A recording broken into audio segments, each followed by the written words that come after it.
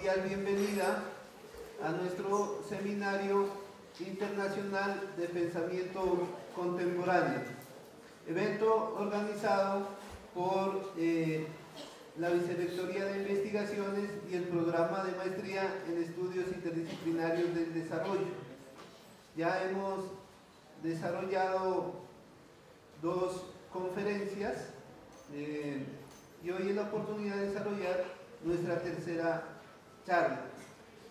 En esta oportunidad, ya que se trata de repensar las ciencias sociales y las ciencias naturales, el día de hoy le vamos a dedicar a la economía.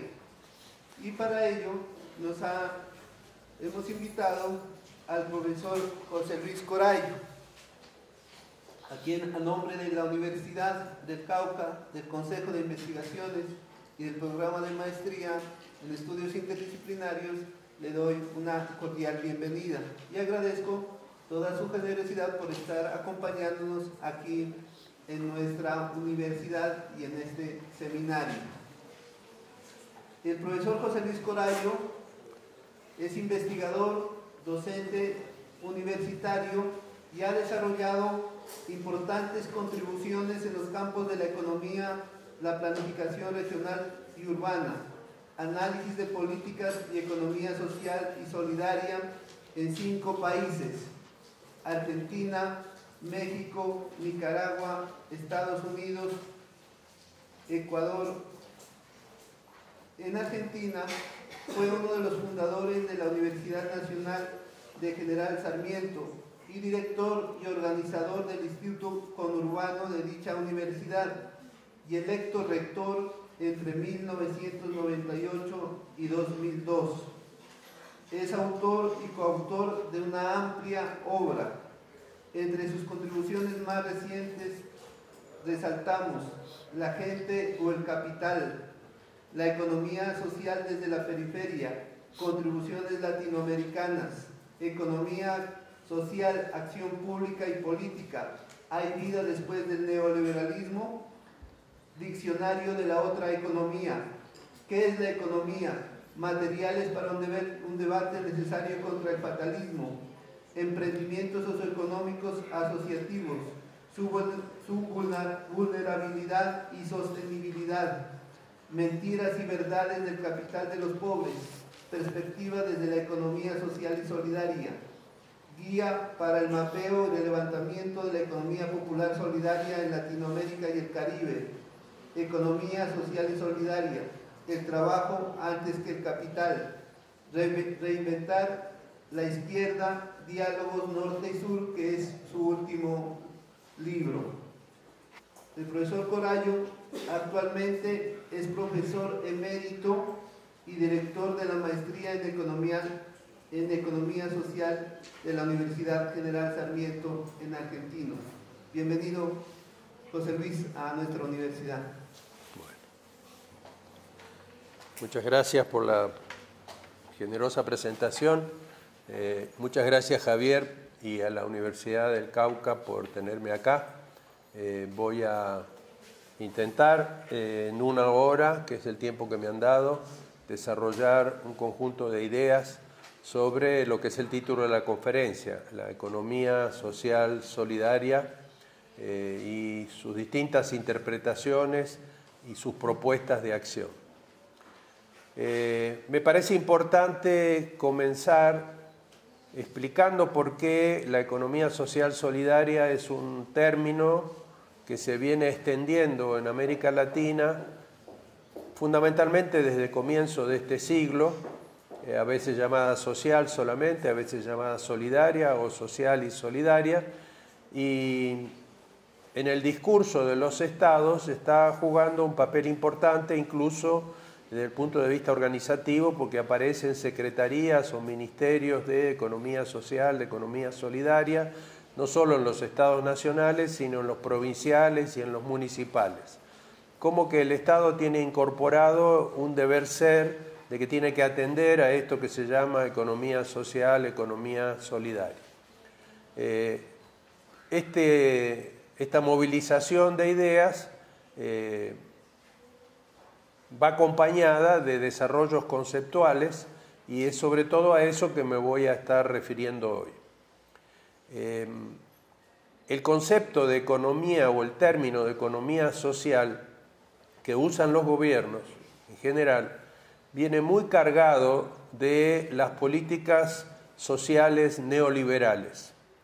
El neoliberalismo produjo desastres sociales, exclusiones masivas, empobrecimiento en escalas no conocidas en nuestra América Latina, y esto hacia finales del siglo pasado dio lugar a una reconsideración de las políticas públicas con respecto a este sector. En primer lugar, ¿sí? En primer lugar, ¿se escucha bien ahora? En primer lugar, el Banco Mundial, que había dejado de ser un banco de desarrollo y sí a dedicarse a reformatear las políticas sociales de nuestra América en función del proyecto neoliberal, desarrolló esto que se llamó políticas sociales focalizadas. Se quería que el Estado gastara lo menos posible, pero había que atender por razones de gobernabilidad a los pobres y a los indigentes. Todas estas políticas, en lugar de plantear el cumplimiento de los derechos humanos universales, lo que planteaba es que había que atender a los más pobres en su situación. Todas estas políticas focalizadas eran básicamente distribución de cosas. Eran, en algunos de nuestros países, distribución de bolsas o de cajas de alimentos, o eran también una propuesta de dar acceso a la educación básica, definiendo como básica una educación pobre, una educación de los primeros años de la escuela primaria. Lo mismo se hablaba de salud básica, todo básico que quería decir mínimo.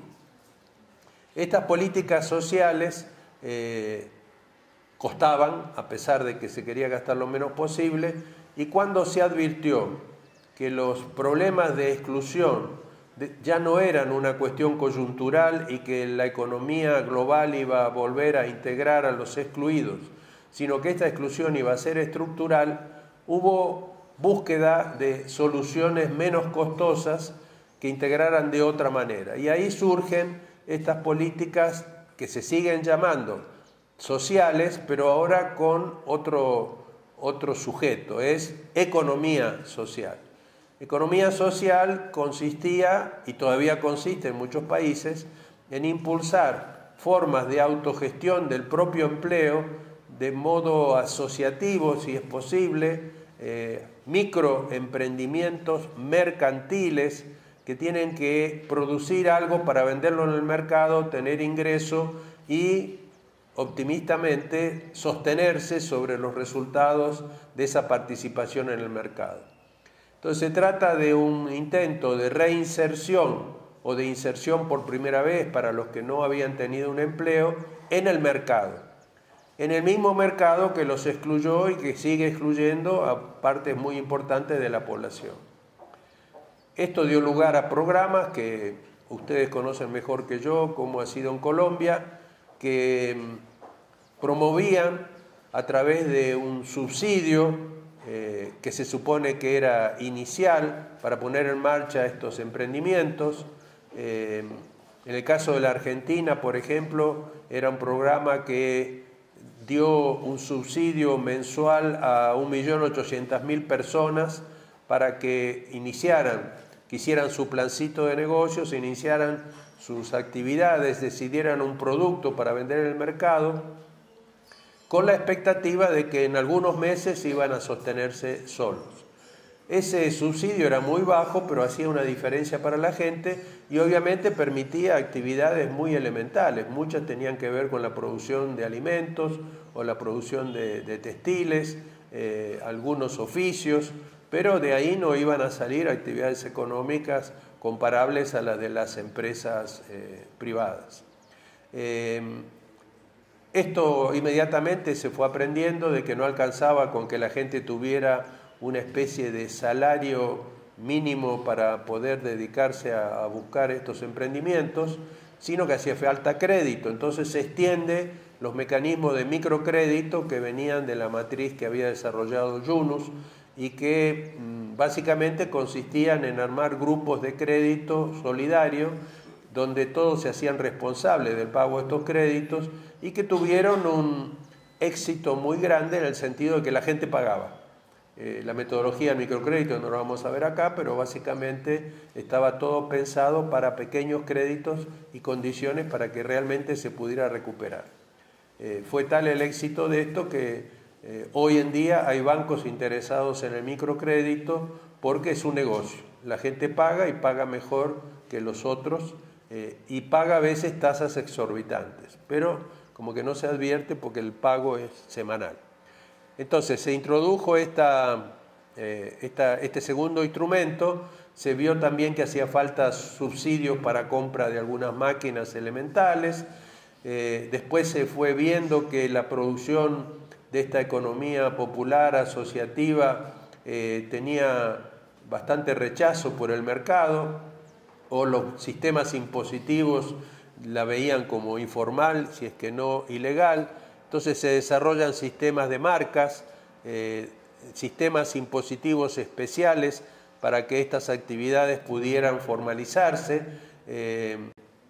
Se crean ferias especiales para la producción, la feria que era una institución popular y que los supermercados habían desplazado reaparece con importancia, pero en todo caso estamos hablando de algo muy pequeño, muy extenso, muchos actores involucrados, pero cada una de estas unidades les cabe bien el término microemprendimiento asociativo, porque una de las condiciones que en general se ponía es que no fuera un trabajo por cuenta propia individual. Bueno, esto es lo que normalmente se llama economía social, que es organización de actividades económicas por los pobres, para los pobres y pobres, porque son desde un punto de vista tecnológico, de la producción, de la calidad de los productos que producen, bastante elementales. Bueno, lo que acá vamos a plantear es que ese no es el concepto de economía social que hace falta para salir de este sistema que sigue excluyendo masivamente, que sigue reproduciendo la pobreza, porque a esos emprendedores no se los saca de la pobreza. Se los mantienen aguantando la pobreza, salvo algunas excepciones. Quiero aclarar solamente que había un concepto de economía social mucho más antiguo que viene de cuando los trabajadores, para evitar la miseria que les producía el capitalismo salvaje en el siglo XIX, desarrollaron las formas cooperativas, mutuales, asociativas, que se extendieron en América Latina, en algunos países más que en otros, y que duraron durante todo el siglo, pero que tuvieron la situación de que cuando aparece a mitad del siglo pasado el Estado social, el Estado que atiende a necesidades, el Estado que desarrolla la educación pública, la salud pública, etc., muchas de las necesidades que atendía este sector fueron atendidas por el Estado y entonces el sector dejó de crecer, se mantuvo, pero no tuvo la fuerza que hubiera podido tener si se hubiera mantenido la situación anterior. Ese sector formal de economía social solidaria que ustedes tienen acá se llama economía solidaria, la economía cooperativa básicamente, se ha resistido a verse incluido en este maremándum, en este conjunto magmático llamado economía social, y ha planteado siempre que ellos son empresas que no son microemprendimientos y que no son de pobres, sino que ahí hay sectores medios, sectores que tienen ingresos de otro tipo.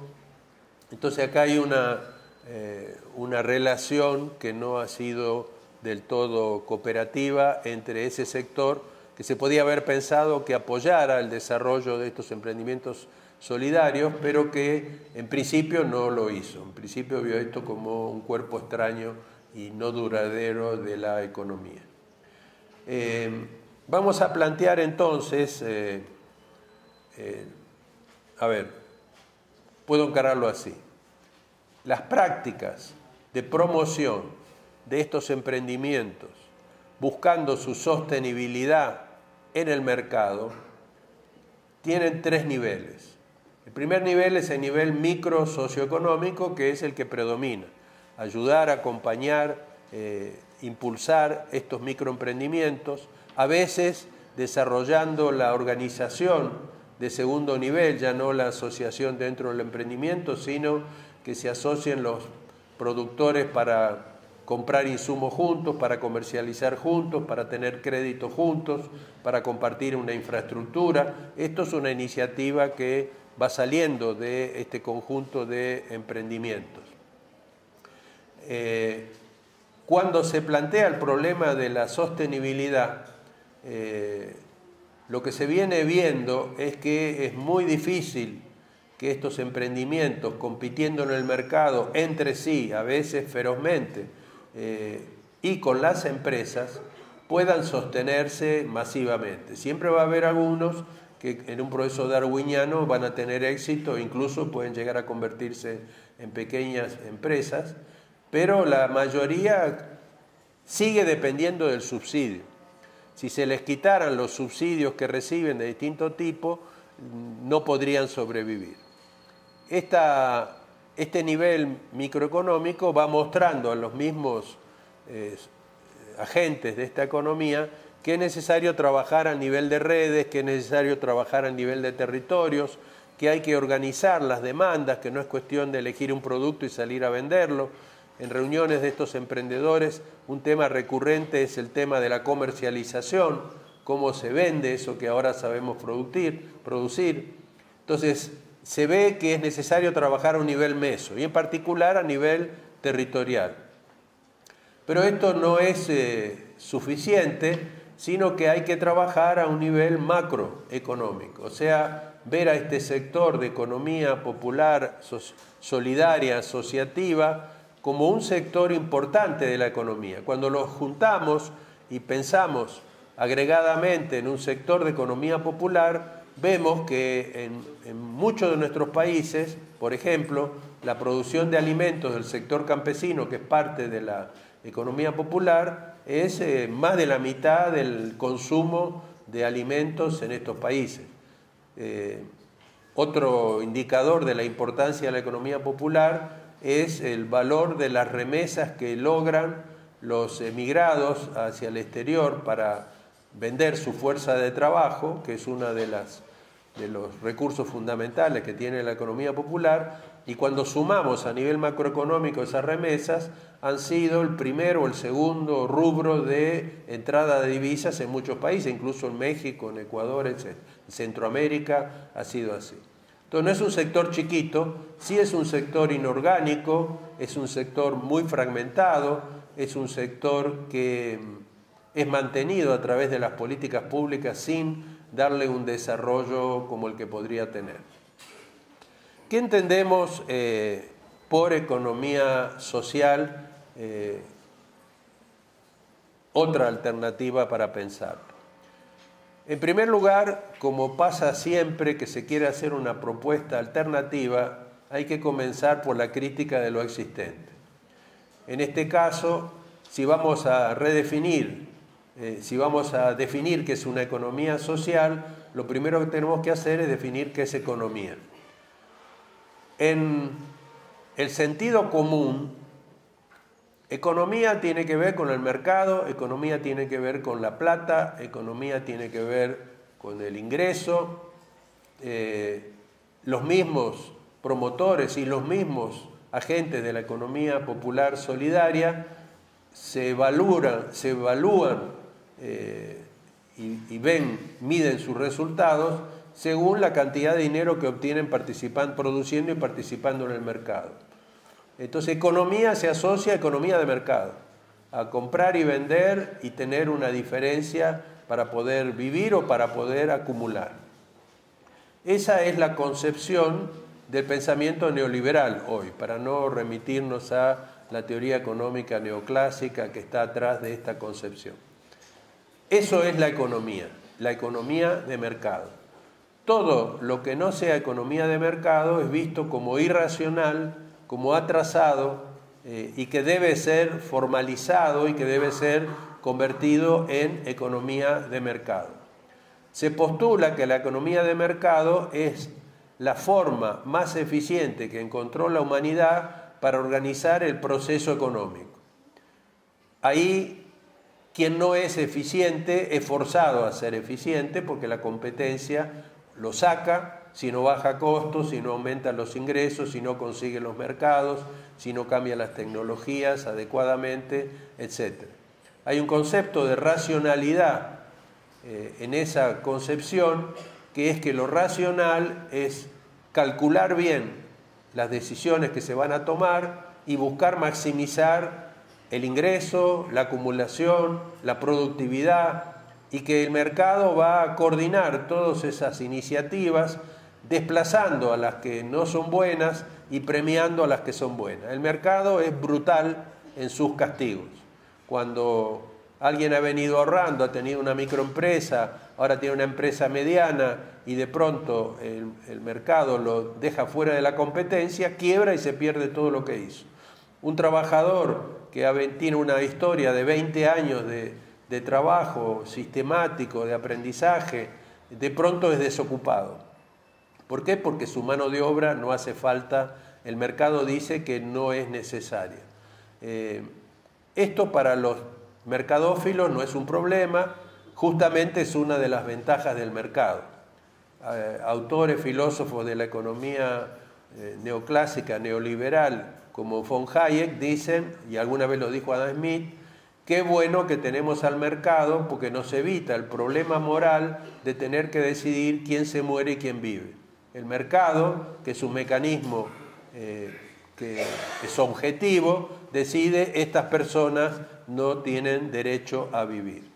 Esta es la lógica que podrá estar disfrazada de un discurso un poco más moderado, pero es el fondo y bueno, autores como von Hayek lo dicen expresamente.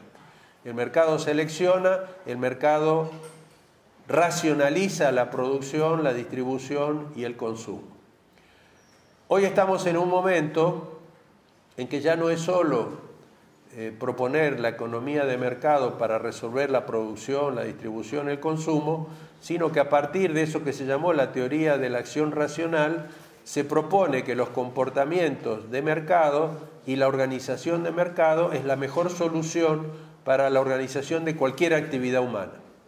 Que ya no se trata solo de producir para vender, sino que la educación tiene que ser privatizada y organizada como un mercado donde compiten las unidades educativas, que la salud tiene que ser organizada como un mercado, que la universidad tiene que arancelarse y las universidades tienen que competir entre sí. O sea, tiene una propuesta imperialista, digamos, a todos los campos de la vida. El arte ya no puede ser la expresión libre del artista, sino que este tiene que ver si va a vender o no va a vender la obra y entonces qué reclama el mercado.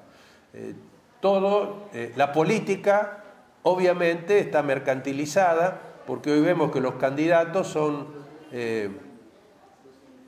convertidos en una imagen que es producida por los mismos que hacen mercadotecnia para las empresas. No digamos que además está mercantilizada por el hecho de que el costo que tiene hacer una campaña electoral implica recursos que son transados en una especie de cuasi mercado a cambio de favores. Esto está generalizado, se ha ido incorporando al sentido común, no está realmente cuestionado como debería.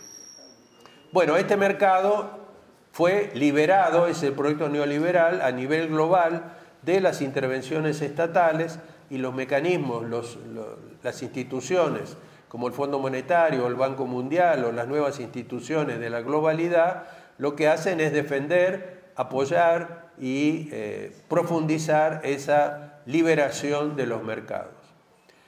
Este es el punto de partida donde, si no estamos de acuerdo con los resultados de este sistema de mercado, hay otras posibilidades de no estar de acuerdo, por ejemplo, teóricas, se puede demostrar que la teoría del mercado es inconsistente y que no produce los resultados de equilibrio que propone, o un análisis histórico de cómo el mercado falló y tuvo que ser corregido por el Estado.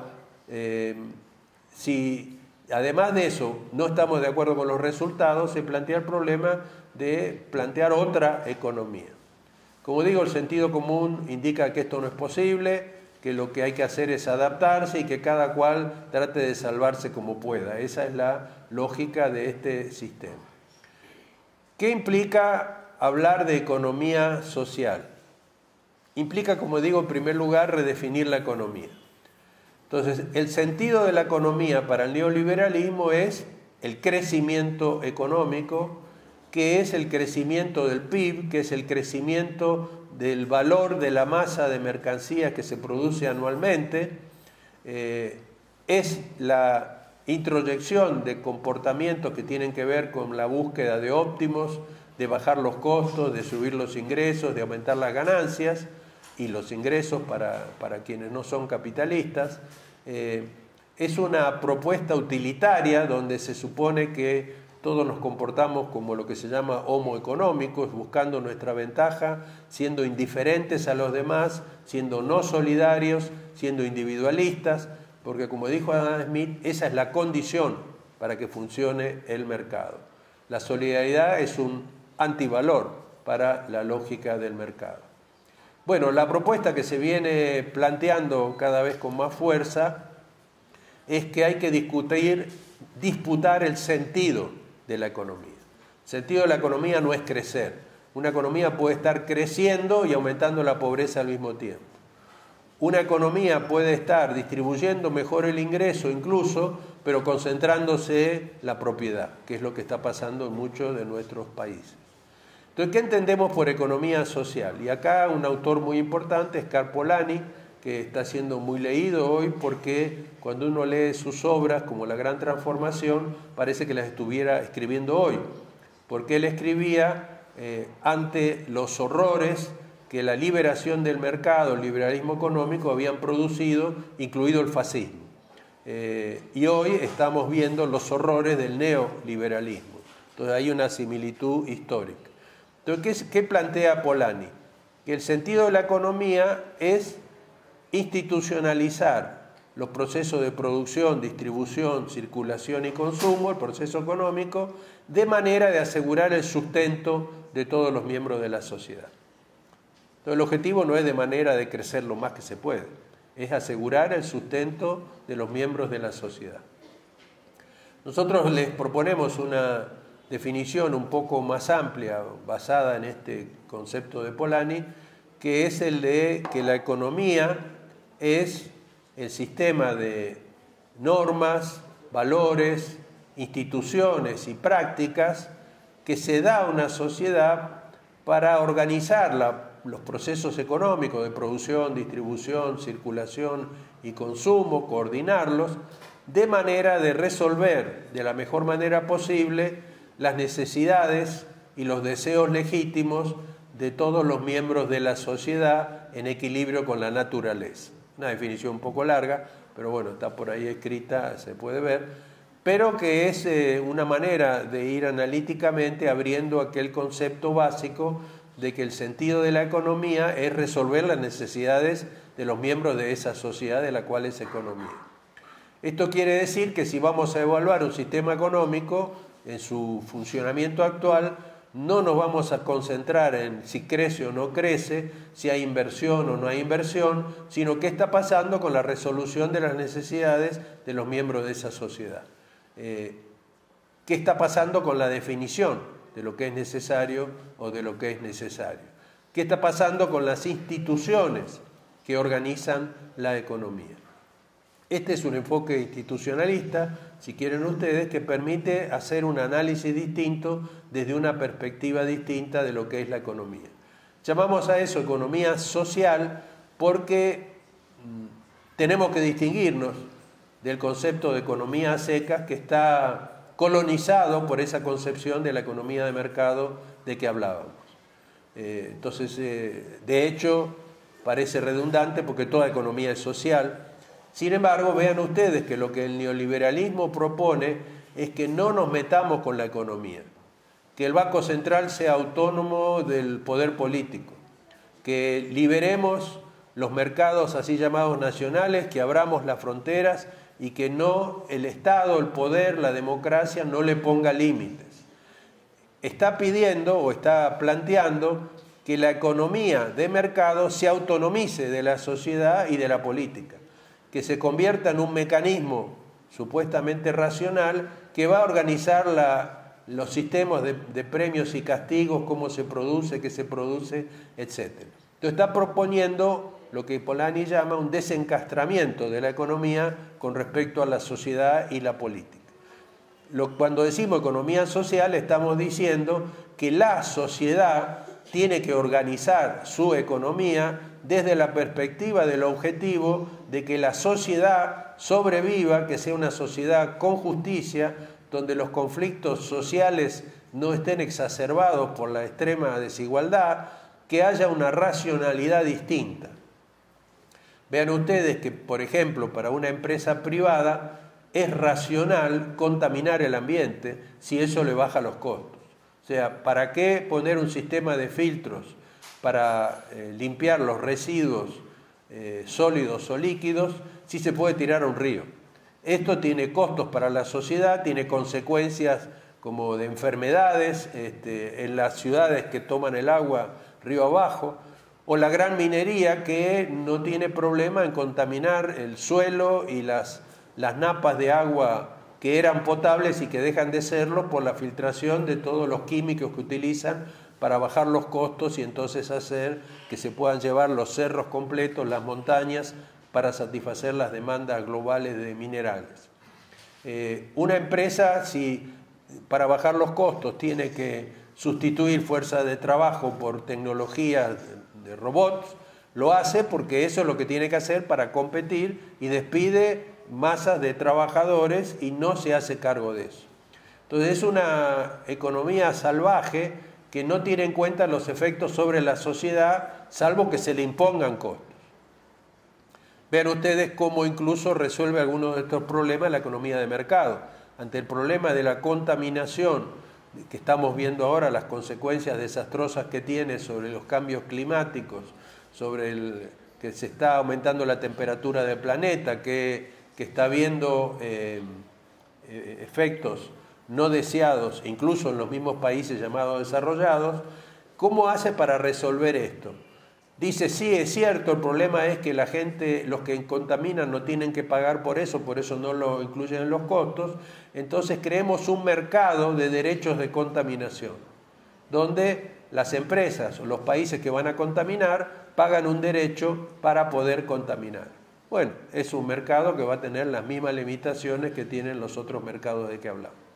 Entonces sí hay una tendencia a separar la economía de la sociedad. Por eso el término economía social tiene sentido de decir es la economía de una sociedad que se organiza para poder resolver lo fundamental que es la reproducción y el desarrollo de la vida humana y de la naturaleza de la cual la vida humana no se puede separar.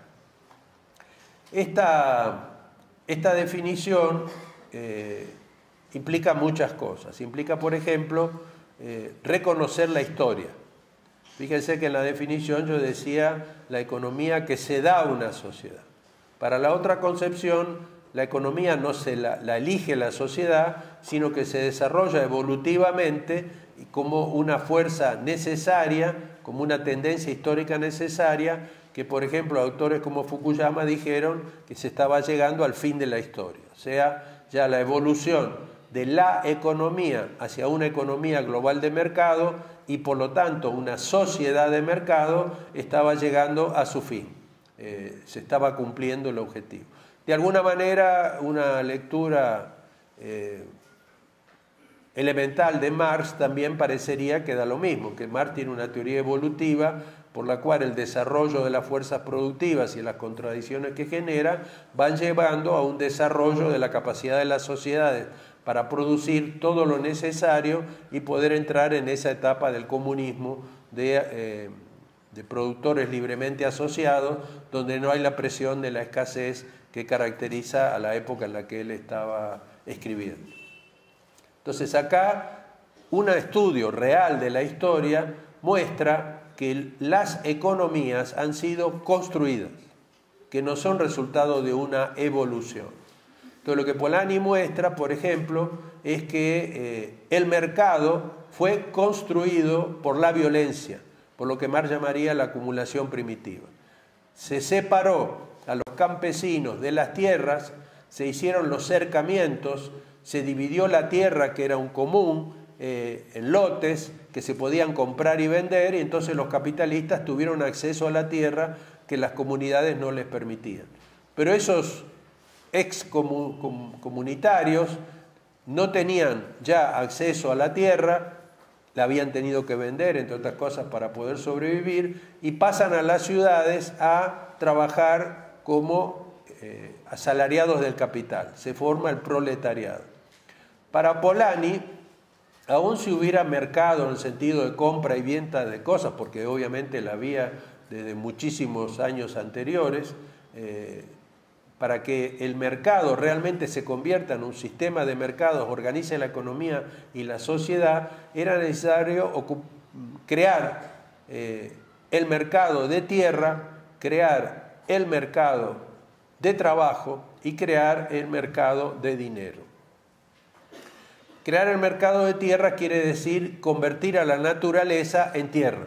Entonces ya no es el ecosistema lo que se tiene en cuenta, sino ese pedazo de la superficie terrestre que se puede usar para producir y que, por ejemplo, genera estas cosas. Cada propietario privado produce lo que necesita, en el caso, o que considera mejor. En el caso de la Argentina, por ejemplo, la soja es un producto de alta rentabilidad. Entonces cada uno va decidiendo producir soja y acabamos con el ecosistema. A partir de las decisiones individuales. Para eso hace falta un mercado de tierra donde haya propiedad privada de la tierra, donde se arriende la tierra para que esto pueda funcionar. Desde el punto de vista del trabajo, las capacidades humanas, las personas, son convertidas en fuerza de trabajo. Eso es lo único que interesa, sus capacidades de producir ante el mandato del capital, y lo que se compra y se vende obviamente no es las personas, porque ya esto no es esclavitud en el sentido histórico, sino se compran las capacidades, se compran las jornadas de trabajo. Y se compran y se venden como cualquier otro producto. El comprador es libre de comprarlo o no comprarlo, y el vendedor es libre de venderlo o no venderlo, dice la teoría. La realidad es que los trabajadores, si no venden su fuerza de trabajo, salvo que tengan todavía acceso a la tierra o algo por el estilo, se mueren de hambre. Entonces actúan bajo la presión del hambre, que esto es algo que necesita el capitalismo para funcionar. Y luego tenemos el dinero, que pasa de ser un medio de cambio necesario en una sociedad compleja a convertirse en un medio de acumulación, pero que además es producido privadamente. Como ustedes saben, el 90% del dinero no es emitido por los estados, como a veces se cree, sino que es producido por los bancos, a través de la deuda. Entonces, es un negocio vender, producir y vender dinero. Entonces, son tres mercados fundamentales para que el capitalismo funcione. Hoy podríamos agregar el mercado del conocimiento, con todo el sistema de patentes, lo que antes era un común, el desarrollo de la ciencia puesta al servicio de la humanidad, hoy es un bien privado, organizado como un negocio, donde se hace investigar lo que conviene, donde, por ejemplo, se desarrolla los remedios para el SIDA, pero se venden a precios tales que los que lo necesitan no lo pueden comprar, y no se desarrollan, por ejemplo, soluciones para enfermedades endémicas que son de pobres y que no habría cómo venderles este tipo de producto. Bueno, esta economía fue organizada, producida con el nacimiento simultáneo de los estados modernos, y fue por la violencia. Hubo rebeliones de los campesinos, hubo luchas, finalmente triunfó el capitalismo.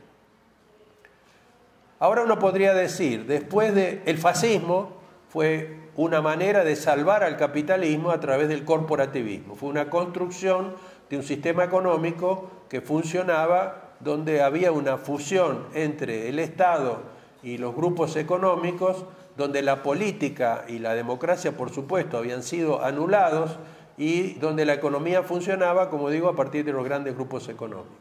Después de la derrota del fascismo viene el New Deal, y es una construcción de la sociedad occidental que se llamó o se centró alrededor del estado de bienestar, del estado social.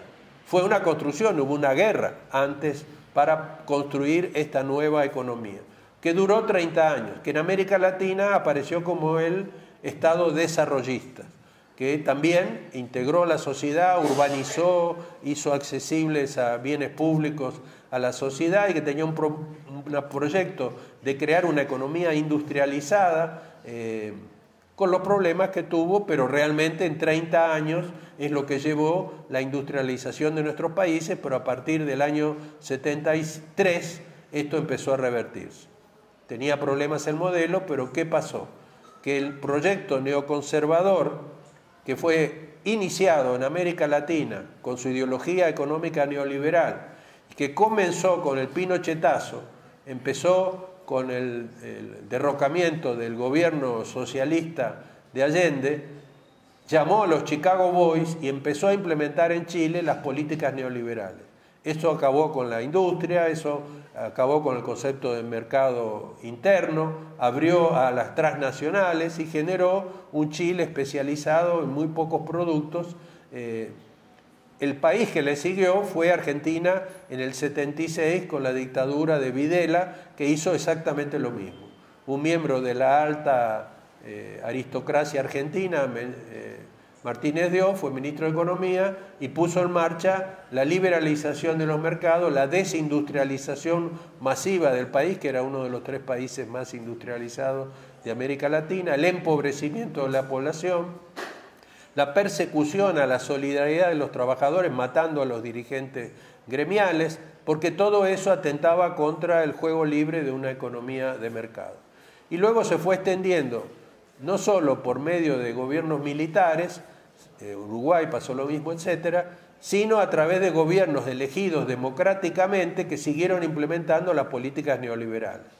Entonces, 30 años después, parece que el 30 es un número más o menos clave, el neoliberalismo nos hereda, nos da una economía totalmente abierta, otra vez primario exportadora, con una industria muy elemental, con una clase trabajadora precarizada, con sindicatos relativamente débiles, con una masa de eso que se llama sector informal importante, muy importante, y es a partir de esta economía construida por el poder militar, el poder de la deuda externa, que fue terrible, cómo se llevó exponencialmente a endeudar a estos países con los mecanismos del sistema financiero internacional, y después, bueno, últimamente ha habido algunos intentos como el de Argentina, el de Ecuador u otros, de renegociar la deuda a través de un default si era necesario,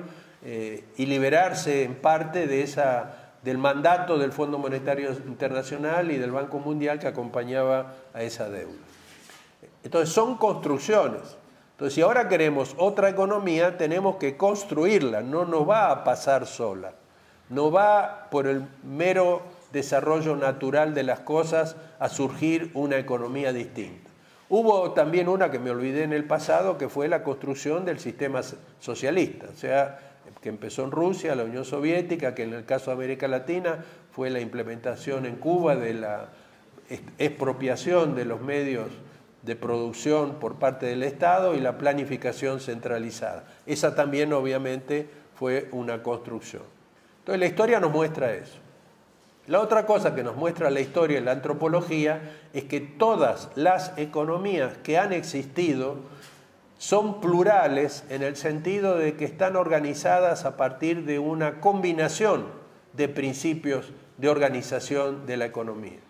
Ninguna, ni la de Estados Unidos, ni la que ustedes quieran ver, funciona exclusivamente con el principio de mercado. No hay ninguna economía que realmente sea totalmente de mercado como propone el modelo neoliberal. Siempre hay otros principios. Por ejemplo, el principio de redistribución que existe en toda economía, desde las economías comunitarias más elementales hasta la economía moderna.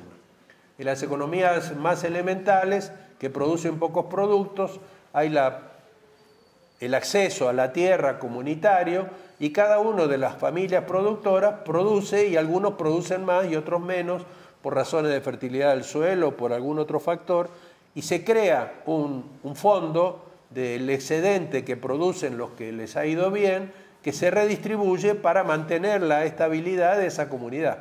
No se deja que los que tienen un excedente sean propietarios privados y, por ejemplo, salgan a venderlo fuera de la comunidad y entonces la conecten con el sistema de mercado, porque eso destruye a la comunidad. Eso no quiere decir que hoy las comunidades reales no tengan un contacto con el mercado y que no estén tensionadas en una presión para ir desapareciendo. También está dando el fenómeno contrario. En la sociedad moderna, ¿quién hace la redistribución? El Estado, que es en las comunidades la hacen las autoridades que eligen las comunidades, que no son poder, no son Estado. Es el Consejo de Ancianos o es personas de la comunidad en la que se deposita esta responsabilidad. En el caso actual es el Estado el que redistribuye. No hay ninguna sociedad existente donde el Estado no redistribuye. Un instrumento para esto es el sistema fiscal, que teóricamente debe ser progresivo y cobrarle más a los que más tienen para redistribuir hacia los que menos tienen. Esto no es principio de mercado. Aquí uno no recibe un ingreso exclusivamente en función del éxito que tiene el mercado, sino porque hay una solidaridad estructural que redistribuye el ingreso, o a veces no solo el ingreso. Una reforma agraria puede redistribuir la tierra, por ejemplo. Una reforma del sistema financiero puede hacer accesible el crédito a los sectores que hoy no lo tienen. Entonces, este es un principio que lo encontramos en toda sociedad. Otro principio que encontramos en toda sociedad es la reciprocidad. Es dar no a cambio de algo que doy, como es en el mercado, doy algo a cambio de otra cosa que supuestamente es equivalente, sino que es que doy. Acá aparece la teoría del don, que se basa en los estudios antropológicos de las comunidades no modernas, pero está presente hoy. Hoy tenemos sistemas de dar, recibir y devolver, donde no hay relaciones mercantiles. Si quieren un ejemplo, la donación de sangre. Uno dona sangre y no le pagan, supuestamente así debería ser. No está vendiendo la sangre, la está donando y no sabe bien a quién va a ir a parar. Pero tiene la esperanza de que el día que necesite una donación de sangre va a haber gente donando y él va a tener acceso a ese recurso indispensable. Tenemos los sistemas de seguridad social que no estén privatizados, donde todos aportamos en función de los ingresos que tenemos y confiamos en que cuando necesitemos una operación, que cuando necesitemos un subsidio por un accidente, que cuando nos tengamos que jubilar, va a haber otros aportando para que yo pueda tener esos beneficios. Ese es un sistema de reciprocidad también. Bueno, a nivel más cotidiano, los sistemas de regalos, ¿no? O sea, se casa la hija de un amigo y yo sé que parte de la costumbre que yo tengo que ir y hacerle un regalo. Es más, en lugar de competir a ver quién regala menos, puede haber una competencia a ver quién regala más, ¿no? O sea, el estatus de uno en esa fiesta va a depender de si le regaló una refrigeradora o un juego de tazas de café. Entonces hay una costumbre donde el regalo es una institución y claro, cuando se case mi hija estamos esperando que los que nos invitaron y les regalamos le estén regalando también. Pero no es... Ahora, ¿qué hace el mercado? Empieza a comercializar esto. O sea, hoy, no sé si acá está generalizado, pero los que se van a casar hacen una lista de las cosas que necesitan, la ponen en un comercio, la gente va y dice, a ver, yo puedo gastar $200, entonces compro esto que sé que lo necesita. Entonces está organizado, donde, por ejemplo, el afecto, en elegir el regalo, el estilo, pensar en el otro, desaparece. O sea, es una cosa de comprar lo que ellos eligieron, pero no va a tener esa dimensión. Otro principio que encontramos en toda sociedad es el del intercambio. Es decir, ahora sí, el dar y recibir, una especie de contrato implícito o explícito, donde el mercado es una de las maneras de organizarlo. Pero no es la única. Diferenciamos entre comercio y mercado. En el mercado no hay justicia. En el mercado cada uno trata de sacar lo más que puede a costa del otro. No le interesa la situación del otro. Si se empieza a preocupar por el otro, el mercado no funciona. El comercio es un término que nos permite, por ejemplo, pensar en comercio justo. Ustedes saben que se han ido desarrollando redes de comercio justo y esto diferencia de lo que es el mercado. Entonces, hay la posibilidad de pensar en un precio justo. Hay la posibilidad de pensar en grupos de compradores que están dispuestos a pagar un precio más alto que el de mercado porque tienen en cuenta que las comunidades que producen ese café viven de ese café y si el precio fuera el de mercado, muchos de ellos no sobrevivirían. Café, azúcar o lo que fuera. Hubo muchas compras a Nicaragua cuando estaba la revolución sandinista que no eran resultado del cálculo de qué era lo que más les convenía a los compradores, sino de que había una relación de solidaridad. Eso no es mercado. La palabra mercado solidario es un oxímoron, el mercado no puede ser solidario. Lo que puede ser solidario es el comercio. Un problema de términos, dirán ustedes, pero es importante tenerlo en cuenta. Otro principio que encontramos en toda sociedad es lo que Aristóteles llamaba el oikos, es decir, la administración de la casa, es decir, el producir para el propio consumo. Un principio de autarquía, de no tener que depender de la producción de otros en la división social del trabajo, sino de poder tener una cierta autosuficiencia. Se puede decir que el mercado ha hecho desaparecer esto. El objetivo del mercado es eso, que todo el mundo compre todo lo que necesita en el mercado y que todo lo que produce lo venda en el mercado.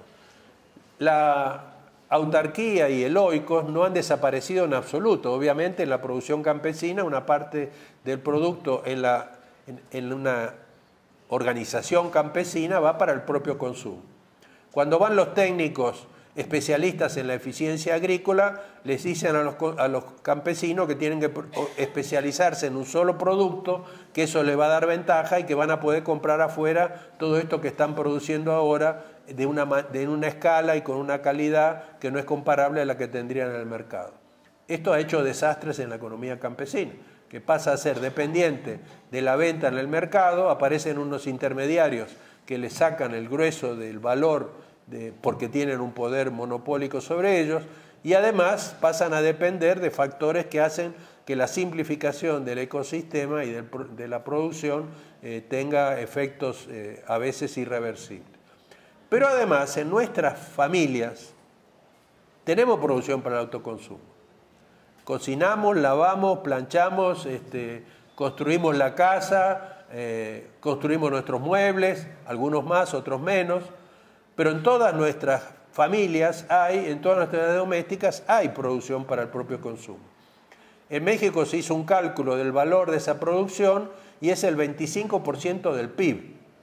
O sea, lo que pasa es que no se contabiliza como producción de riqueza porque no pasa por el mercado, no es mercancía.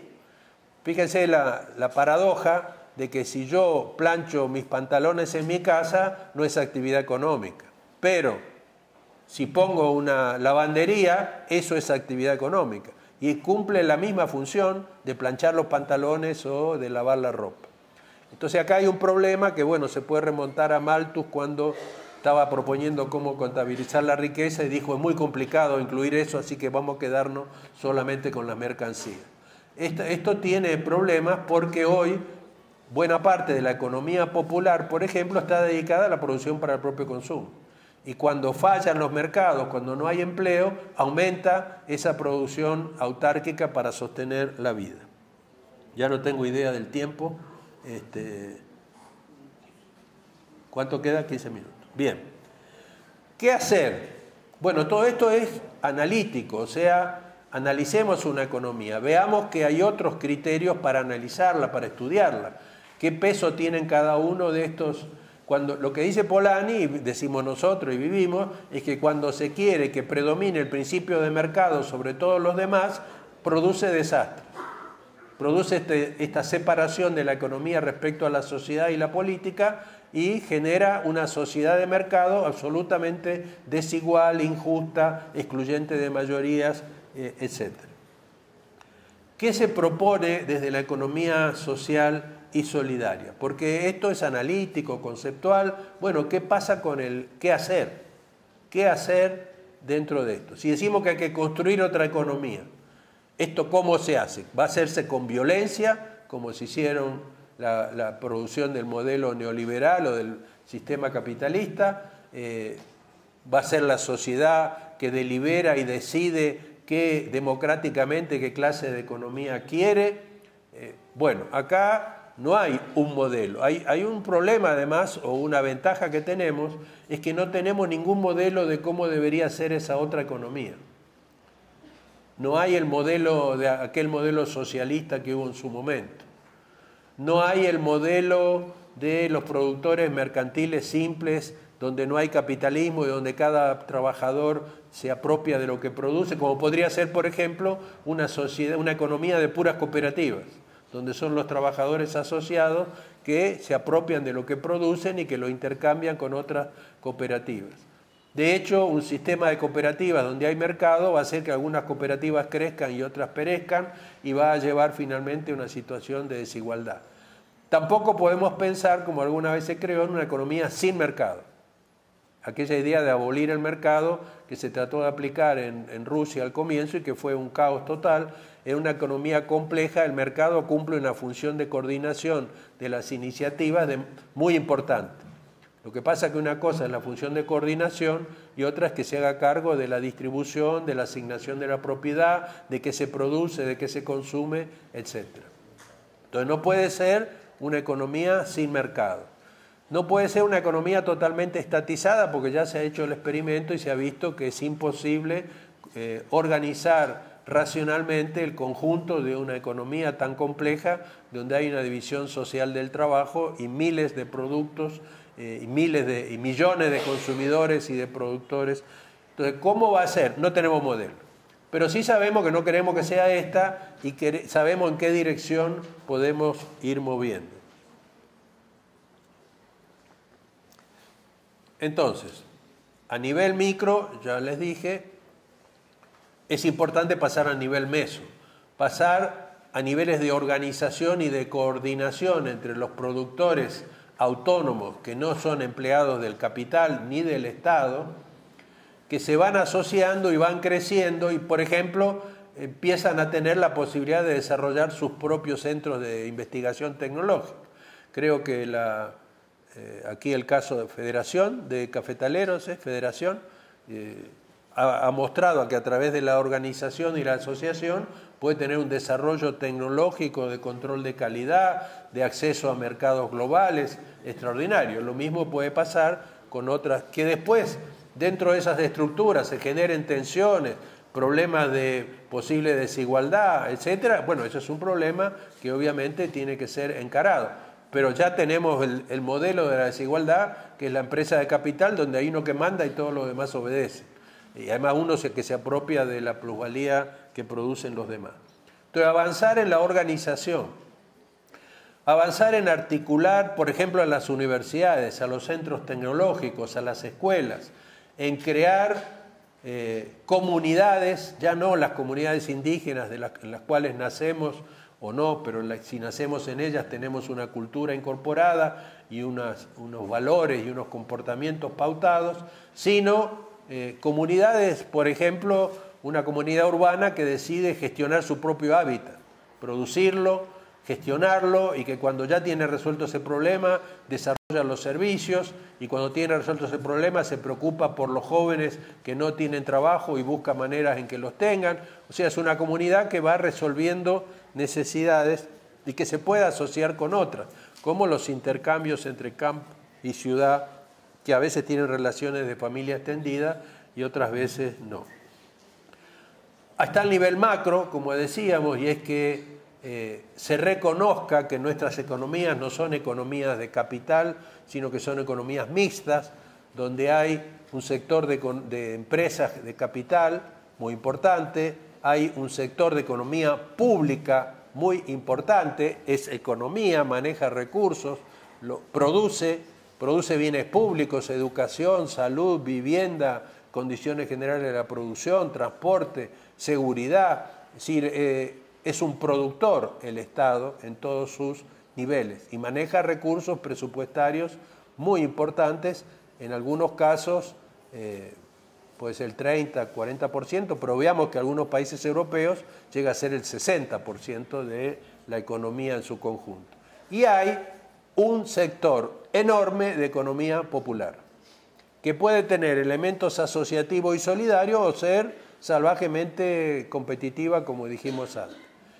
La economía solidaria se ubica en esta economía mixta como actividades y organizaciones solidarias internamente, como es una cooperativa o como es una red de compradores juntos o lo que fuera, como parte de la economía popular. Pero también hay una parte solidaria muy importante que es el Estado.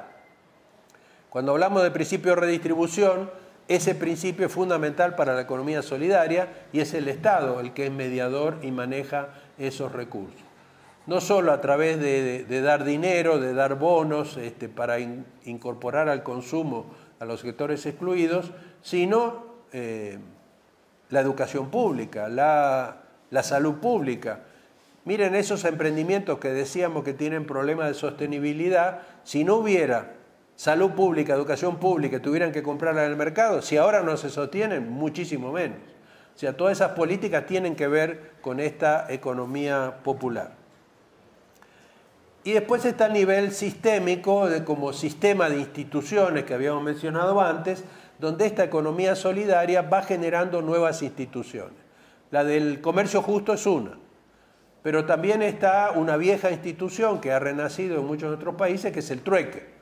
Así que no pasa por el mercado, sino que es un sistema de productores, prosumidores, que se juntan para poder resolver las necesidades a través del trueque y al mismo tiempo estar resolviendo las necesidades de otros en un grupo solidario. Cuando crecen mucho estas redes de trueque, tienen necesidad de tener un medio de cambio y entonces emiten su propia moneda, que es una moneda social. No es la moneda legal que garantiza el Estado, sino que es una moneda que la emite ese grupo y que vale solo dentro de ese grupo. Al hacerlo se aprende qué es la moneda, hay que decidir cuánto moneda se emite, cómo no, qué funciones tiene. Por ejemplo, normalmente en el trueque la moneda no se puede usar para acumular, se puede usar para comprar solamente. Entonces, los que deciden juntar moneda pierden. Ese es un fenómeno que se llama oxidación de la moneda.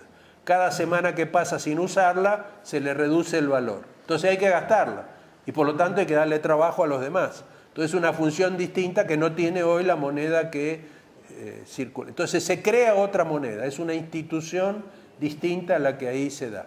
La reciprocidad es una institución que hay que expandir dentro de esta economía, nueva economía solidaria. Hay un segmentito de economía solidaria o pretensión de economía solidaria que es ahora esto de las empresas, la responsabilidad social de las empresas.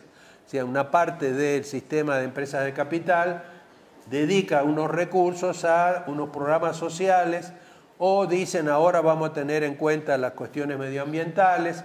En parte es mercadotecnia lo que ahí se está haciendo, también puede ser que realmente hay un elemento de solidaridad, pero obviamente es mínimo en nuestras economías. Hay elementos de solidaridad a nivel internacional, como en el ALBA, ¿no? Que son estados que se han ayudado mutuamente en determinadas situaciones, como Venezuela haciendo accesible el petróleo a economías centroamericanas, o Cuba enviando maestros o médicos a Venezuela, a Bolivia, al Brasil. Brasil no conseguía que sus médicos fueran a las zonas rurales, entonces fueron médicos de Cuba a ayudar en esto. A cambio de, siempre con intercambios, ahora te ayudo yo, mañana me ayudas vos. O sea que hay formas de reciprocidad también a ese nivel.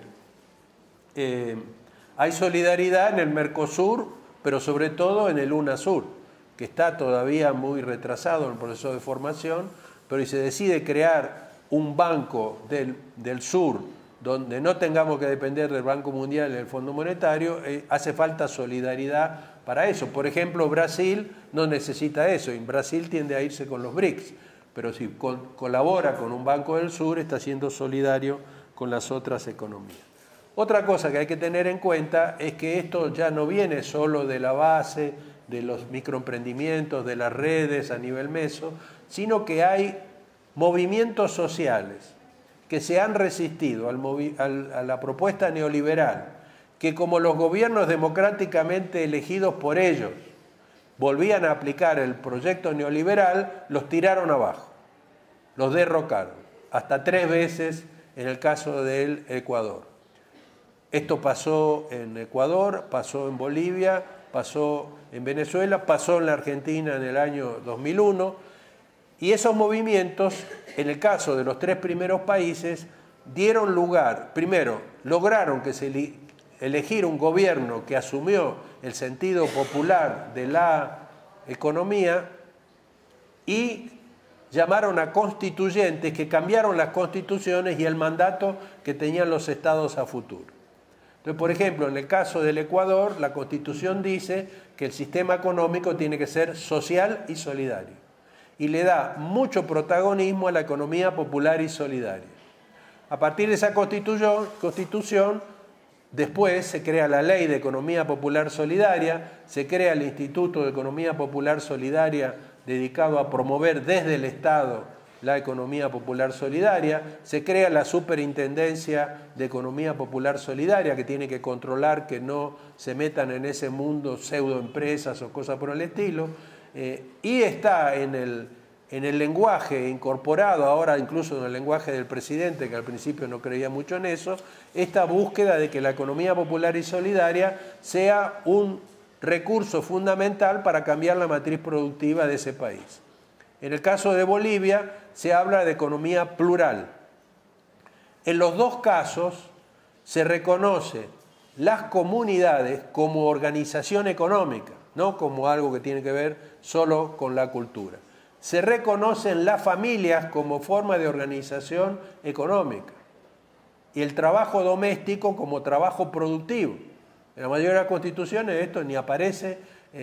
Fíjense que en estos países y en Argentina se ha desarrollado, se ha extendido el sistema de seguridad social a las trabajadoras, que normalmente son mujeres, del hogar.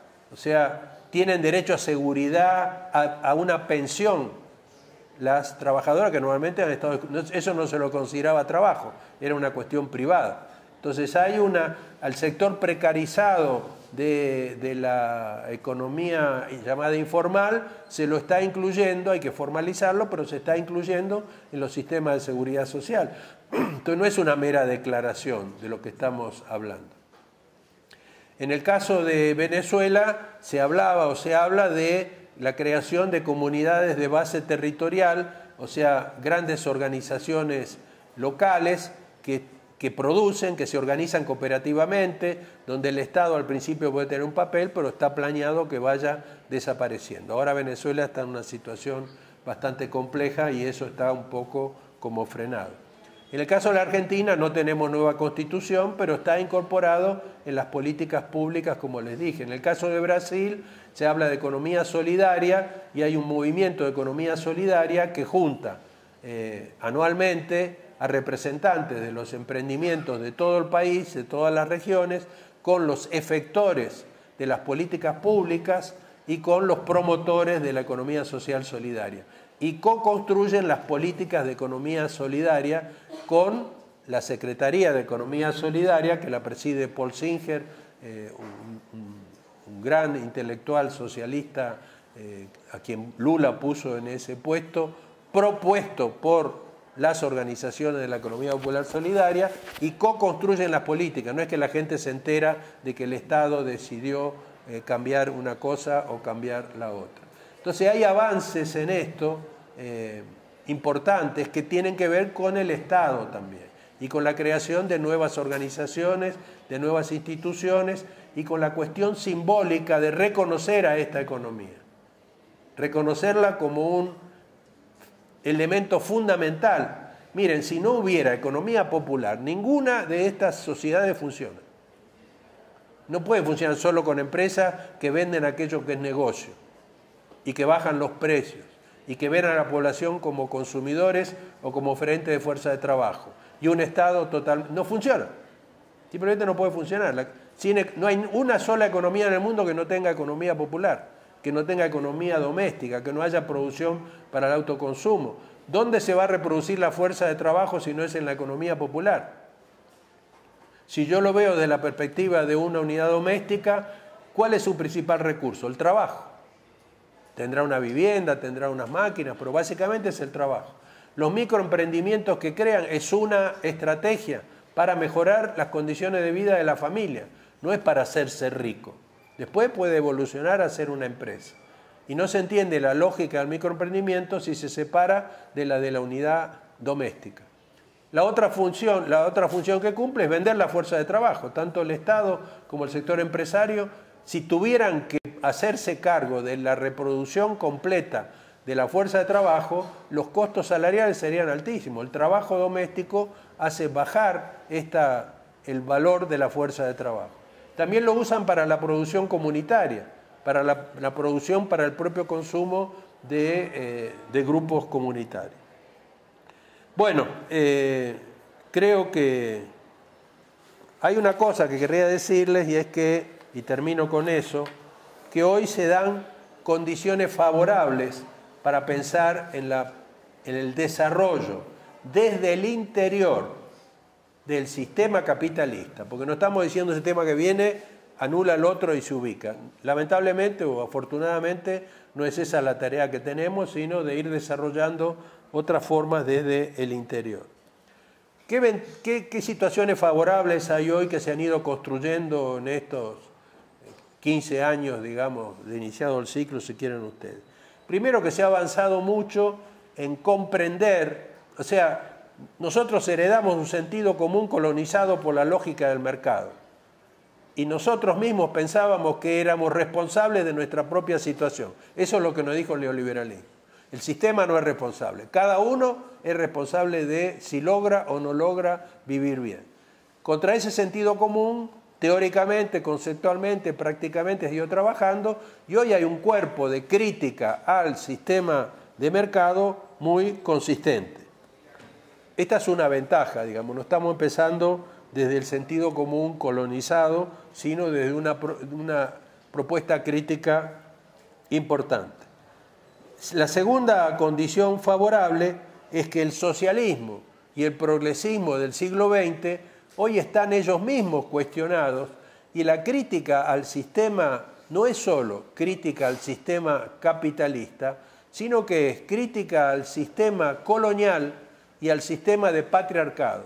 Entonces, acá hay una conjunción de fuerzas sociales que proponen cambios sistémicos importantes. O sea, el capitalismo no es solo el problema es la colonialidad, nos dice Aníbal Quijano.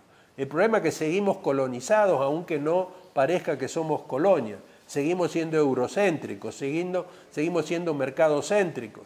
Entonces, acá hay un problema de lucha cultural muy importante, donde los movimientos indígenas han jugado un papel muy importante porque ellos son los que sufrieron la colonización desde sus formas iniciales. Entonces, ¿qué hacemos? Hay que discutir con los europeos, por ejemplo, que ellos nacieron como Europa al mismo tiempo que fue ocupada América Latina y que no hubieran sido Europa si no hubiera sido por todo el excedente que se llevaron de América Latina y por las relaciones de colonialismo. Entonces, estas discusiones están hoy y no es solamente la discusión de cómo se hace para sobrevivir, que es fundamental, por supuesto. La otra, bueno, lo del patriarcado es evidente que los movimientos feministas han superado algunos no, este reclamo porque las mujeres sean explotadas de igual manera que los hombres y que entonces le paguen el mismo salario por el mismo trabajo, sino que va más allá y dice acá hay un sistema de dominio patriarcal que nos asigna a hombres y mujeres unos roles que son los que el sistema capitalista quiso y necesita, como que el hombre va a la esfera pública y trabaja y es proveedor y la mujer está en el mundo privado y eso no se ha roto. Hay desigualdades fundamentales ligadas a lo sexual, pero que son culturales. La tercera situación favorable es que empieza a aparecer a partir de la resistencia de los pueblos sujetos distintos. Les acabo de dar los casos de 3 países que se llaman revolución, que son Venezuela, Bolivia y Ecuador. Argentina no se llama revolución, pero ha hecho cambios que a veces han ido mucho más allá que la de los otros países que estoy mencionando. Se están desarrollando instancias de coordinación. Ahí el Foro Social Mundial fue fundamental porque fue el encuentro de los movimientos sociales a nivel global. Han seguido los foros y se han tejido redes. Hoy hay asambleas mundiales de los movimientos indígenas, del movimiento campesino. Hay un movimiento campesino global que plantea ni siquiera la seguridad alimentaria, sino la soberanía alimentaria. Y es una propuesta para la economía global. Entonces están apareciendo otros sujetos con otras propuestas distintas a la de ver cómo se modera la injusticia de este sistema. A veces las convergencias son contingentes, que eso como lo de Seattle, pueden darse, o lo de Occupy Wall Street, o los movimientos que se dieron, las movilizaciones alrededor de Porto Alegre, y se juntan y después no, pero hay organización y también hay estas convergencias que son muy importantes. Otra es que se está, entre otras cosas, por el desastre ecológico y porque se empieza a ver que esto es irreversible, por lo menos por este siglo o el que viene, y que así hoy se pare de emitir carbono, el calentamiento de la Tierra no se puede parar, y que además no es solo contra el tercer mundo, el clima está cambiando en todas partes, hay inundaciones en un lado, sequías en el otro, empieza a haber esta presencia del principio ético de la reproducción de la vida, porque lo que está en juego es la vida en el planeta. Ya no es la vida de los ricos, la vida de los pobres, sino que es la vida en general.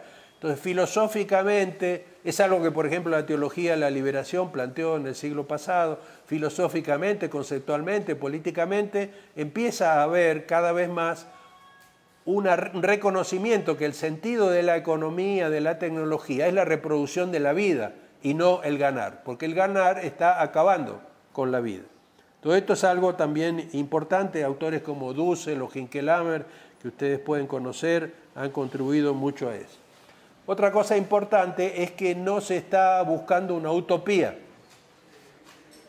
un sistema ideal al cual vamos y llegaremos y que se va a instalar en algún momento, sino que aparece lo que Boaventura de Sousa Santos llama la heterotopía, no utopía. No algo que no tiene lugar, sino algo que está, pero está por todos lados. Entonces, en vez de buscar, de construir un modelo de hacia donde querríamos ir ideal, miremos a nuestro alrededor y vamos a encontrar una enorme cantidad de experiencias que van en esa dirección.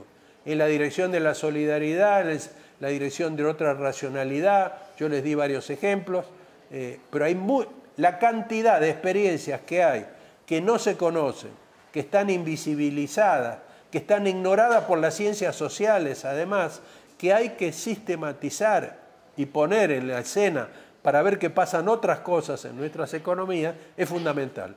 Entonces, se está empezando a trabajar en él. Por ejemplo, la maestría que yo dirijo, lo principal que les pedimos a los tesistas es que sistematicen experiencias, para poder ir creando un cúmulo de conocimiento sobre lo que hay y está oculto. Entonces, haber superado... Ahora, esto va acompañado de otros desarrollos muy importantes, como que el problema no es el objeto que decidimos estudiar, sino cómo lo estudiamos, qué metodología, qué epistemología tenemos, qué ontología tenemos cuando vamos a investigar las realidades empíricas. Y entonces, por ejemplo, Boaventura viene hablando de una epistemología del sur, que, por ejemplo, supera la idea de que el único conocimiento es el científico y plantea que hay una multiplicidad de saberes. Por ejemplo, el saber común, el saber ancestral. Hoy el capital está patentando el saber ancestral de las medicinas, reconocer, pero no para patentarlo, esos conocimientos, y además conocer de otra manera. La epistemología de los aymaras o de esas civilizaciones no es la misma que tenemos nosotros. No hay el tercero excluido, por ejemplo, hay el tercero incluido, hay una cantidad de cosas que tenemos que estudiar para entender que hay otras concepciones válidas de la realidad. Y otra cosa que creo que es que se está avanzando en lo que Wallerstein llama la utopística. O sea, no la utopía, sino ir anticipando los problemas que se van a dar en la medida que vamos moviéndonos en esa dirección, alejándonos de este sistema capitalista, e ir planteando los problemas e ir anticipando posibles resoluciones. Por ejemplo, el ejemplo que daba yo, si vamos avanzando en el sector cooperativo y cada vez más cooperativa, ¿eso hace que haya una economía solidaria? O sea, ¿no será que las cooperativas van a competir entre sí con la misma ferocidad que compiten las empresas? ¿Cómo hacemos para resolver eso? ¿Cómo hacemos para resolver el problema del desempleo, que no va a desaparecer de la noche a la mañana? Si queremos volver a un sistema de pleno empleo, usamos el sistema de reducir la jornada de trabajo, usamos el sistema de igualar los ingresos. Es decir, ¿qué propuestas, qué problemas van a tener? Entonces, no solo los problemas actuales, sino los que habría avanzando en esa dirección. Y para terminar esto, se supone que con todo esto, construcción de otra economía, etcétera, si hay alguna corriente política que tendría algo que ver, es la llamada izquierda. Entonces, ¿en qué medida la izquierda no ha sido la izquierda de la modernidad que ha propuesto el desarrollo de las fuerzas productivas, que ha despreciado la cuestión ecológica, que ha visto como sujeto histórico solamente al proletariado, que ha tenido experiencias durante el siglo pasado que hoy queremos superar? ¿En qué medida fue contraria a la línea insurreccional a la democracia? Y vamos viendo, si analizamos, de que muchas de estas cosas no son así. Por ejemplo, esto de pensar que las revoluciones eran en contra de la democracia, cuando la mayoría de los casos lo que buscaban era restablecer la democracia. Justamente hacían la revolución porque el pueblo no se podía expresar. Y hay que superar esa matriz moderna del progresismo, y está empezando a aparecer eso. Incluso hay corrientes de izquierda que dicen que ya no se trata de tomar el poder, sino de dispersarlo. O sea, que el poder esté por todos lados, como diría Foucault, y que no haya una concentración del poder político. Entonces se está revitalizando la idea de que, pero ya no es izquierda linealmente como opuesta a la derecha y manejada por partidos políticos, sino que es una izquierda que tiene que pensarse en su relación como sociedad política con la sociedad. Muchas gracias.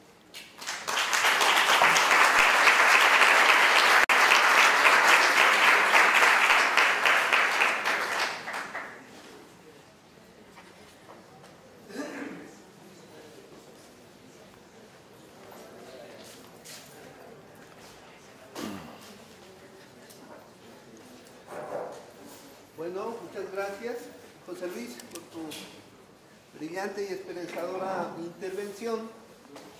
Les damos paso a un conversatorio. Yo creo que hay muchísimas cosas que plantear, que conversar. Ya amigos que están pidiendo la palabra. Entonces, vamos a hacer unas rondas de 3 preguntas. ¿Profesor? Solo quiero felicitar esta conferencia. Me indica que hay un panorama de opción positiva a que dirija el pensamiento en otra visión de economía. Seguramente, como ya he podido observar en algunos casos, lo está haciendo, pero quiero dejar un elemento de preocupación. La facultad, todas las facultades de la universidad y en el país, prácticamente todas, ojalá haya excepciones, manejan y siguen impulsando lenguajes, como por ejemplo, competencia, competitividad, globalización, etcétera, una serie de términos que enredan a la gente para que se preocupen exactamente en esa dirección y olviden la necesidad que hay urgente de precisar otro tipo de palabras en el lenguaje de las universidades que estudian el problema. Entonces, para citar, en este caso, en la facultad, creo que esta conferencia me está diciendo que puede comenzar a cambiar el lenguaje radicalmente para atravesarse a pensar la economía que se requiere. Y usted al final lo plantea. Es necesario desperdigar para que los grupos, cada grupo haga su autonomía de economía y pueda luego hacer la integración de esa dinámica social solidaria, comunitaria, operativa, y pongámosle todos esos términos que se necesitan emplear ahora. Y seguir haciendo el ejercicio cooperativo internamente en la universidad, porque hay pecados que repetimos, porque ese lenguaje, esa costumbre del capital que nos enreda desde que nacemos, lo estamos practicando permanentemente en el ejercicio del actual cooperativo, que lo que hace es transformarse en un estado de degeneración que lo invita el propio sistema del capital, que usa ese lenguaje del que yo estoy hablando. Entonces, los felicito. Ojalá hagamos teoría y práctica. Gracias. El próximo. Profe, hoy retomando también la labor de Manuel Balesté, que habla de muchas crisis sobre las cuales atraviesa el mundo capitalista. Pues está la crisis económica, estamos frente a una crisis social, estamos frente a una crisis política, estamos frente a una crisis ambiental. Obviamente pues el tema gravita alrededor del papel que juega la economía para explicar un poco la crisis del sistema capitalista al mundo desde el punto de vista económico. La pregunta es, retomando también esa radiografía sociohistórica del concepto de economía, ¿cómo surge la palabra economía? Porque es importante la adjetivación. Se habla de economía, se habla de economía política, se habla de economía popular, se habla de economía pública, se habla de economía de empresa, se acuña el concepto de economía popular, Raceto de economía de la solidaridad.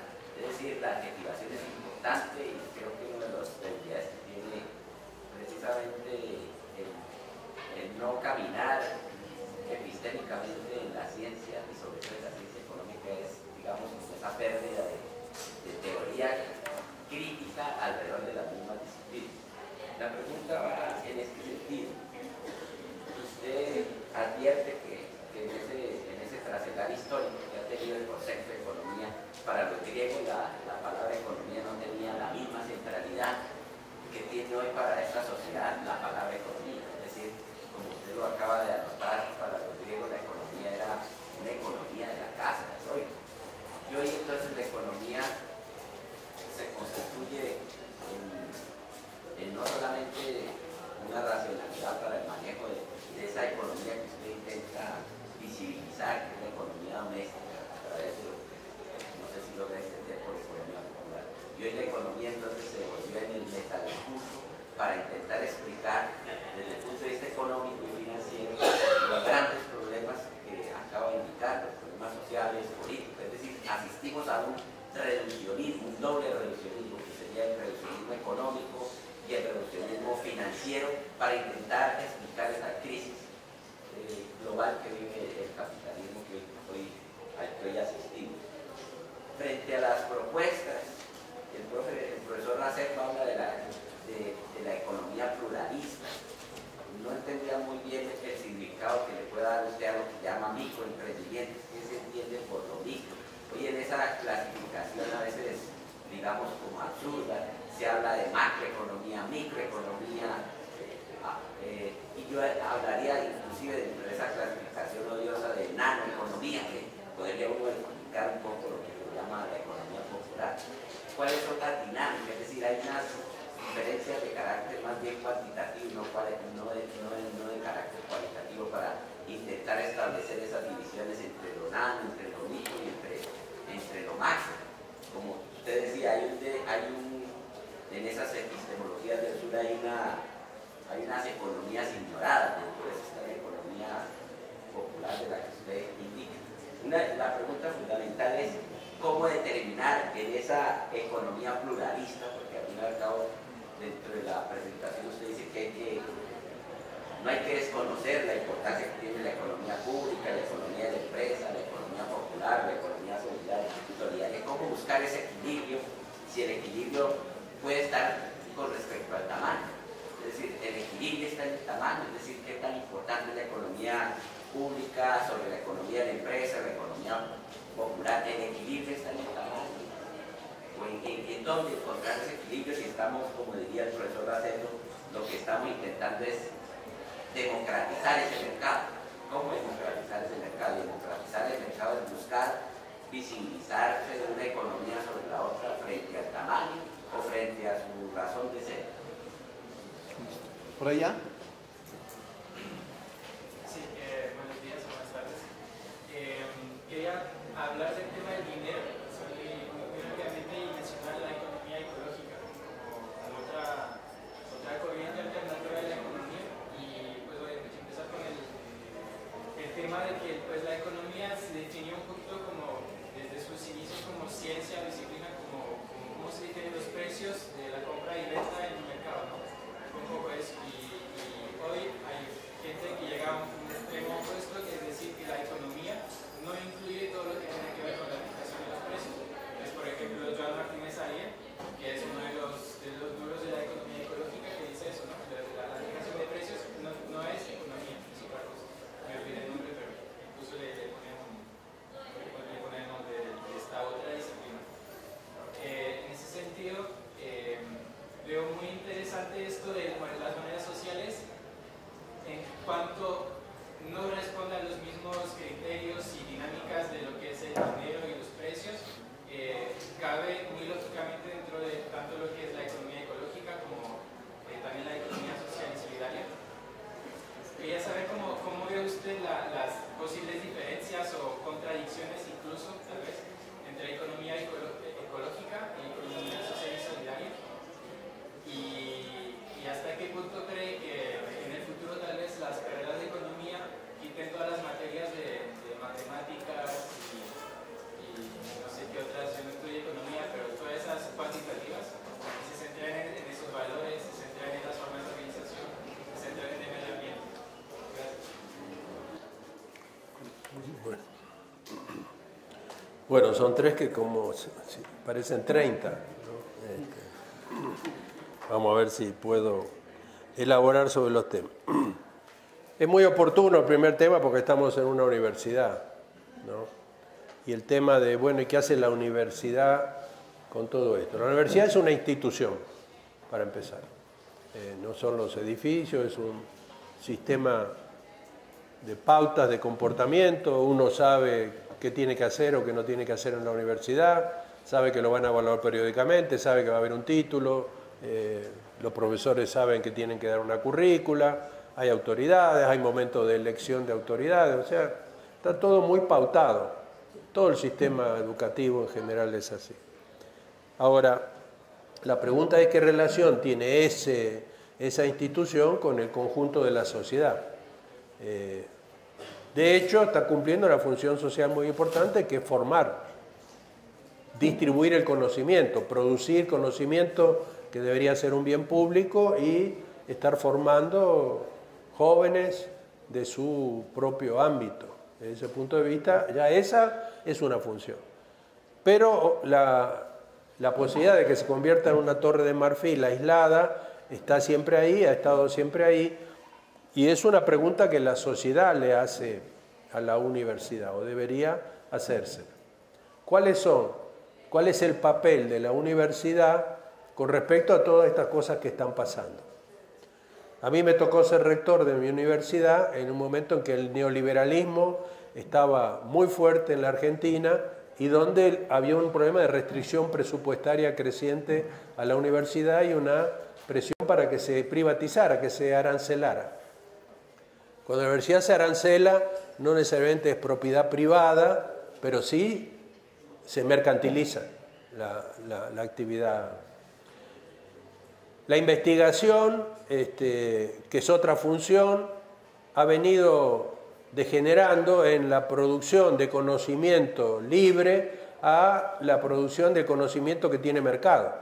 O sea, el financiamiento de la investigación en buena manera depende de la demanda y quiénes son los que compran. Los movimientos sociales no compran conocimiento, van a ser las empresas fundamentalmente o los gobiernos que buscan un conocimiento especializado.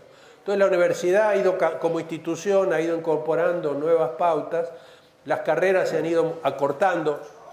¿Por qué? Y porque no es eficiente que haya que esperar tanto tiempo para recibirse, y además al acortarse la carrera aparece el posgrado, que eso sí es rentable para la universidad. Los estudiantes no pelean porque el posgrado sea gratis, sí, porque la de grado sea gratis. Entonces, el neoliberalismo ha impactado fuerte. En un área que ha impactado mucho es en la enseñanza de la economía. Recorremos América Latina, vamos a facultades y en prácticamente todas se sigue enseñando lo mismo que se enseñaba a fin del siglo pasado. O sea, microeconomía, macroeconomía, mucha matemática, mucha econometría, se sigue enseñando, pero además se la enseña de una manera acrítica, porque obviamente hay que estudiar eso si es el pensamiento dominante. Pero críticamente, también hay que ver críticamente la economía política o las teorías del socialismo. Entonces se enseña solo eso como que fuera la verdad.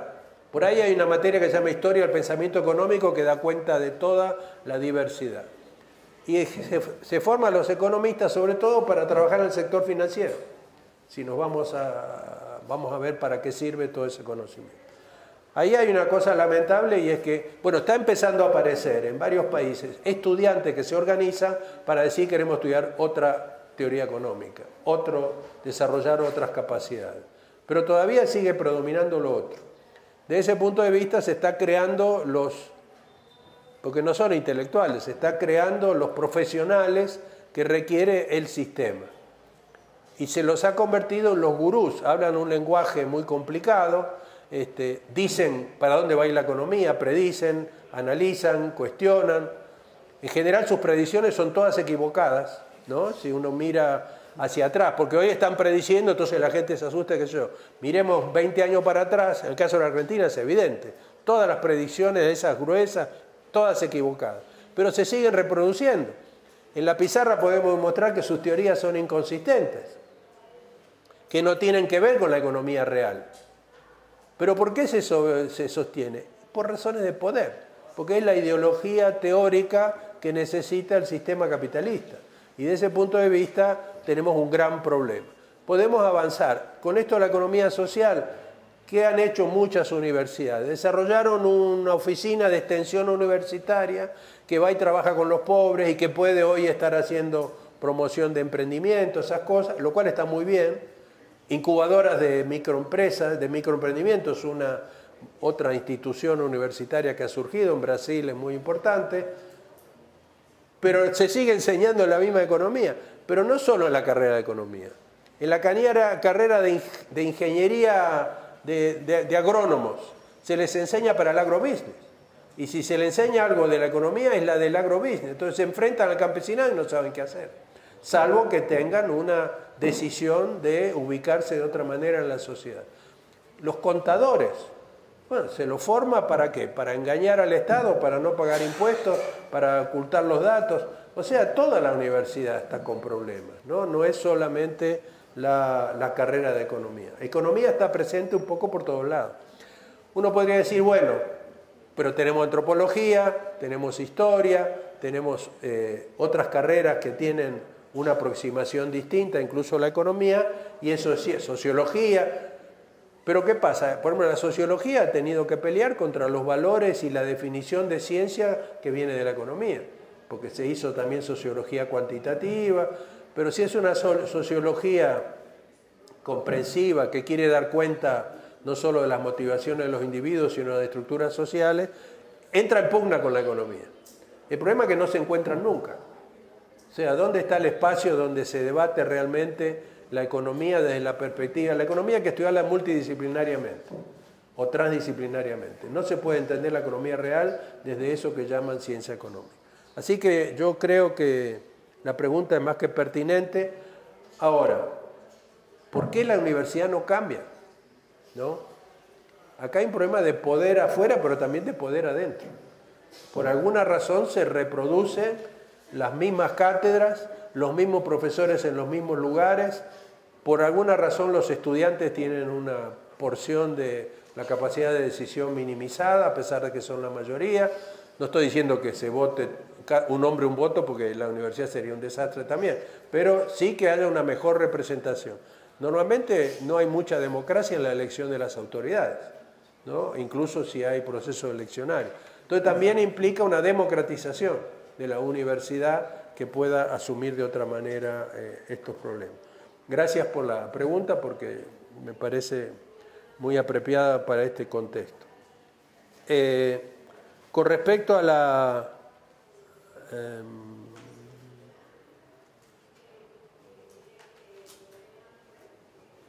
la pregunta segunda se me perdió, además porque tengo una letra horrenda. O creo que iba junto con lo de Raceto. La segunda pregunta era esta, sí. Bueno, yo acabo de estar en un panel con Raceto y él dijo que estaba de acuerdo con todo lo que yo digo, pero yo no estoy de acuerdo con lo que dice él a veces, ¿no? Por ejemplo, ahora está planteando el tema de la empresa social, ¿no? Que en Europa es un problema para los que hacen economía social solidaria, porque la empresa social, ¿qué es? Es una empresa organizada como empresa, que objetiva las relaciones. El trabajador es trabajador, no es persona, ¿no es cierto? Su objetivo es ser eficiente y producir el máximo excedente posible.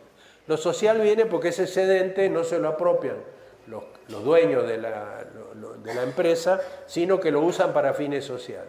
Todo esto en Europa está haciendo un frente de respuesta a la economía social solidaria que, por ejemplo, dice la solidaridad tiene una dimensión democrática, el Estado tiene que desarrollar la solidaridad, la economía no monetaria, la economía de los bienes públicos, y no es que haya unos benefactores que decidieron que van a cumplir funciones sociales. Entonces, para mí, esto de la empresa social no es el núcleo de la discusión que habría que plantear. La democratización del mercado, ya vimos, para mí el mercado es una contradicción hablar de mercado democrático.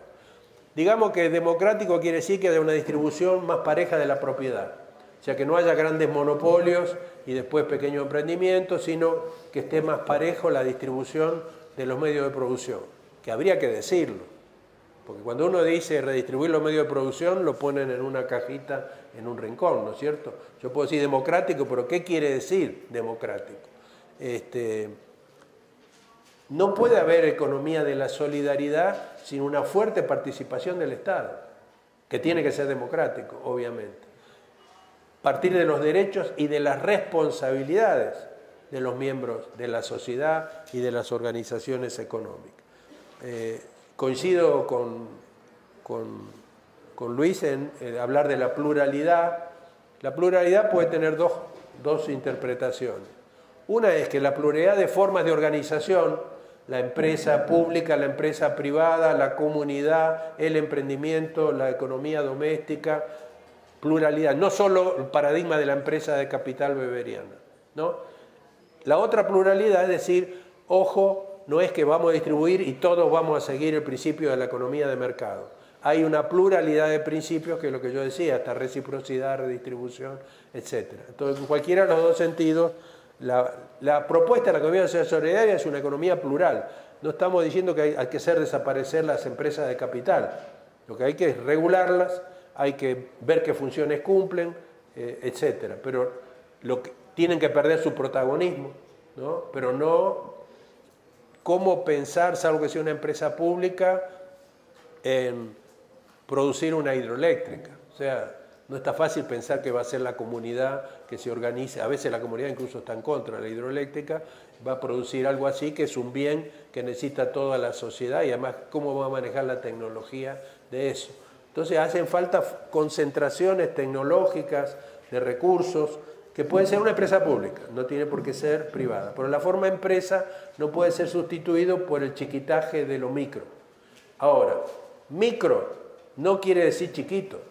Si yo estoy analizando Microsoft, estoy analizando una empresa, es un análisis micro, porque uso los instrumentos micro del análisis microeconómico para analizar algo que es muy grande, pero que tiene una estructura de empresa, por ejemplo.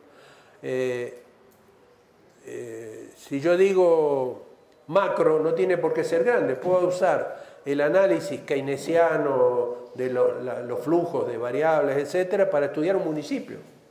O sea, no tengo por qué aplicarlo o lo puedo aplicar a nivel de la economía global. Entonces son instrumentos, son modos de enfoque que pueden ir a realidades de distinto tamaño. Entonces, para mí el problema del tamaño no es el fundamental.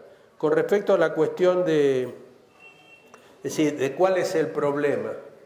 El problema es que el capitalismo es un sistema civilizatorio, es un sistema de producción de valores, de producción de representaciones del mundo. Y con la teoría de la acción racional está cada vez más tratando de colonizar toda la vida. Entonces, a eso, es decir, no me basta con limitar a una empresa capitalista si lo estoy haciendo para que se distribuya mejor el derecho a participar del mercado. Tengo que cuestionar el mercado y todos los valores que vienen con él. La idea de la propiedad. Entonces hoy se está desarrollando, está ocupando cada vez más lugar la idea de los comunes, ¿no? Que no es propiedad privada, es otra manera de manejar el acceso a las condiciones de la vida. Desde el punto de vista, y bueno, paso a la cuestión ecológica, la economía ecológica es un aliado en todo esto, no cabe la menor duda. No es la economía ambiental, que esa es la que dice vamos a ponerle precio para que calculen bien, entonces vamos a crear el mercado de derechos de contaminación.